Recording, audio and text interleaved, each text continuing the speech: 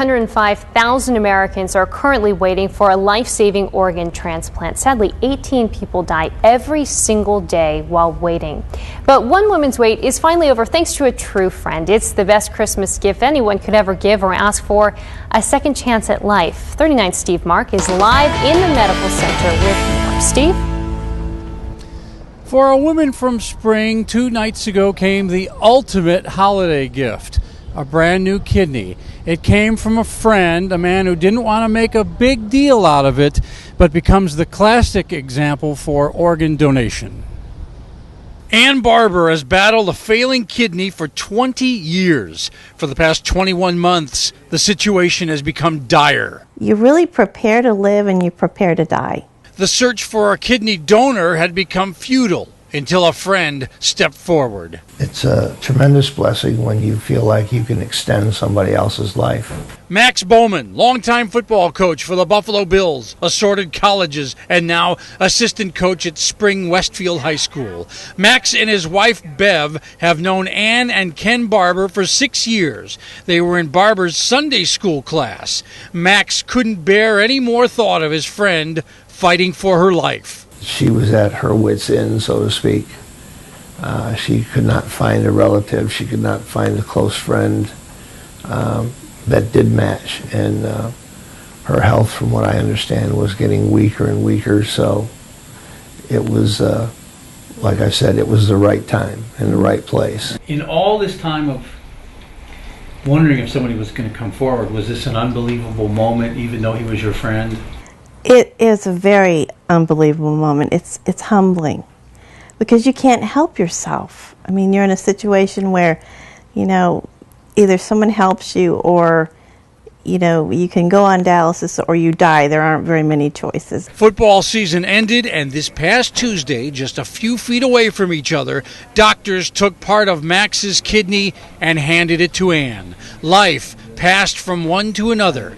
Seems so simple, though we know there are risks. I don't mind taking risks when I know it's for a good cause. It's not without fright and a little hesitation that you give of yourself, literally. It's a gift that was given freely by someone who loved us and loved Ann and was willing to make a sacrifice so that she could live. And we'll forever be grateful for that. Max came along and saved my life, really. This is like a new life. Yes, yes it is. Ann Barber just turned 50. She happens to say with a smile she now wants to work on her business degree and also do some writing. Max Bowman is 65. He resumes school in about a week and a half and says he'll be on campus on time. Both Ann and Max with a brand new perspective for giving. It's one that they share very much with their families during this holiday season. Live in the Medical Center, I'm Steve Mark, 39 News. More than 10,000 homeless people are on the streets of Houston any given night. I'm Mia Gradney, and this is 39 News at 5. Well, that's why one Houston couple has been trying to give back and provide warm food for the homeless. But now the city has stepped in and put a halt on their charitable giving. 39 Steve Mark joins us now. Latest on this story. He's here live in the studio. Steve? All a Houston couple wants to do is feed the homeless. They've been doing so for well over a year until a little red tape has made some of Houston's hungrier go without meals. Every night, for what he says is a long time now, a gentleman who calls himself Storm has waited at the corner of San Jacinto and Commerce for a hot meal. Just to have that little bit of security that you are going to have something to eat at night is a big boost. Now, though, Storm and company has had to look elsewhere. Yeah, we can get some more tomorrow. Since 2009, Bobby and Amanda Herring have operated the Feed a Friend Foundation, organizing a brigade of 12 who cook meals out of their homes and bring them to the streets of Houston. These are friends and family. Yeah. We look out for them like friends and family. And I guess that's the hardest thing for the city to swallow, is that people would actually call homeless people friends. I pray you will bless the hands and the company who prepared this food. A year ago, the Herrings were told they couldn't deliver food to San Jacinto and Commerce, that the Herrings needed a health permit and a nearby kitchen to comply with city ordinances. They moved to a location on Buffalo Bayou and have since been jettisoned from there. Never mind, once again, the homeless who count on that food are in the cold We all ran around and chased the food. And then when they took her away, we didn't have her. We didn't have nobody. And we go like anywhere from 35, 40 blocks just to get something to eat because she's not there.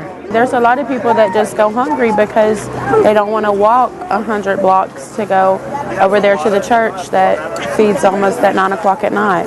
And we had our homeless friends, going to the library and emailing us and calling us and saying, we're hungry, when are y'all coming back?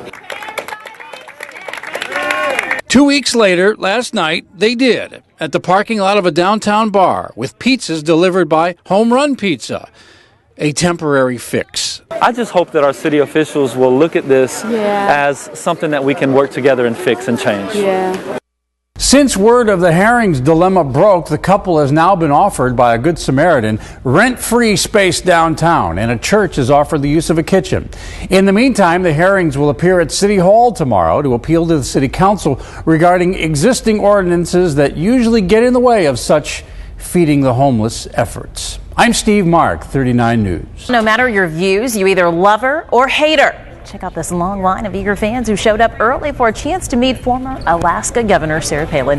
Good evening and thanks for watching 39 News at 5 in HD. I'm Mia Gradney. The Republican political pundit and reality TV star was in Houston today to autograph her new book, America by Heart, Reflections on Family, Faith, and Flag. Her first book, Going Rogue, An American Life, was a bestseller, and Steve Mark, by the looks of it, her latest book probably will be too. Probably will be, and we didn't hear too many people saying you betcha today, but we heard a lot of other things. Sarah Palin handpicked some Republican strongholds for her 16-city book tour. As you might expect, there was no shortage of supporters waiting for a glimpse of who they hope becomes a presidential candidate.